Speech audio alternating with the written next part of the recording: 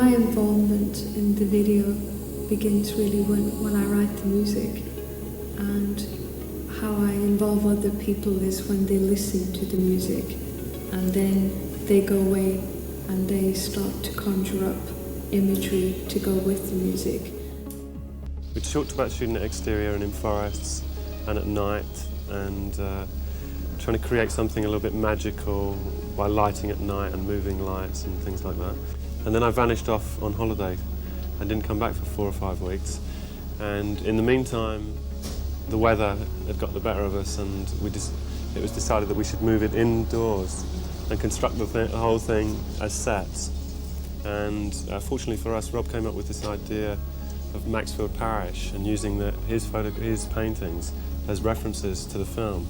Certain Maxfield Parish pictures came to mind, and with researching that we came across a couple of fairy tale books from, I think, 1902 with illustrations in them, and we used some of these illustrations as the basis for all of the sets that we have in the video. And the idea sort of came from lots of people talking through how we could link these up to the musical interludes of the song.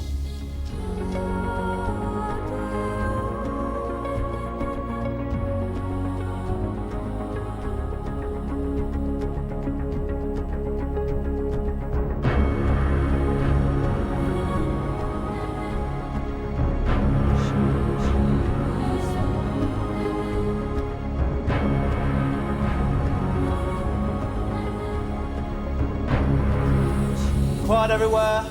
Roll playback. Turn over camera.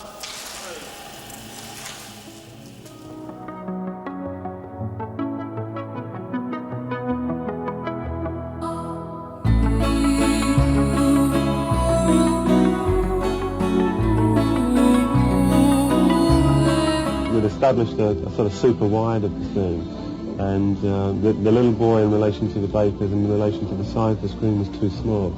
But it just didn't feel like, to me, that we were telling the story. So I really needed to move in and find a wide shot with a boy with slightly larger scale so we could capture all his action. I asked him to zoom in, and of course the relation between the camera and the glass and the action all goes out the window. So Tony had to repaint in the stats and bring the foliage back into the set, which he did brilliantly again. It was very, very great. I suppose the painting of the chocolate factory really is the most challenging and the most obvious one to put on glass, because you can never build it.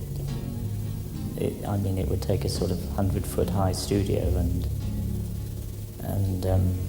20,000, 40,000 pounds just to create the steps alone. Tony Common has been a tower of strength throughout the whole thing. I mean, he came in and he's been calm, and when we kind of panicked, he said, no, we can do that, we can achieve that. Glass painting is really just placing a piece of glass in front of the camera and painting through the camera and extending the painting to elaborate the sets, to glorify them. And so there's no limitations at all really on what you can put into a studio.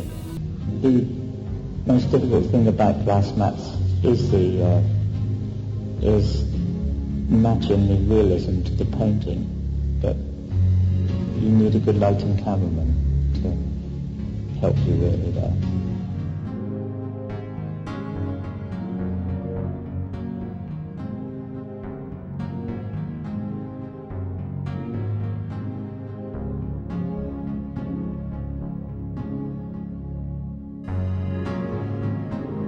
Oliver has been an absolute joy.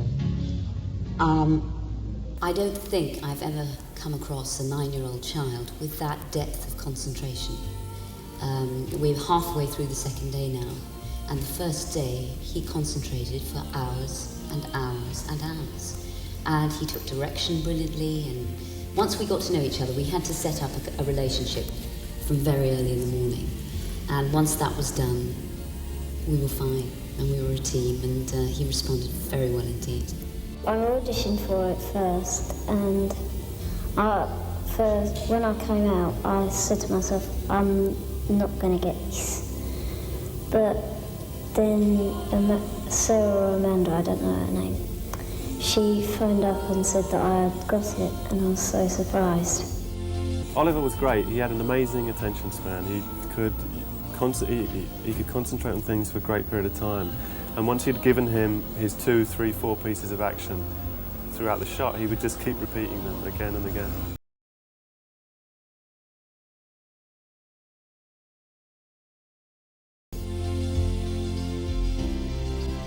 I'm a sort of a normal boy, and then someone calls out my name, and then I just climb up this ladder into this sort of fantasy world that I go into.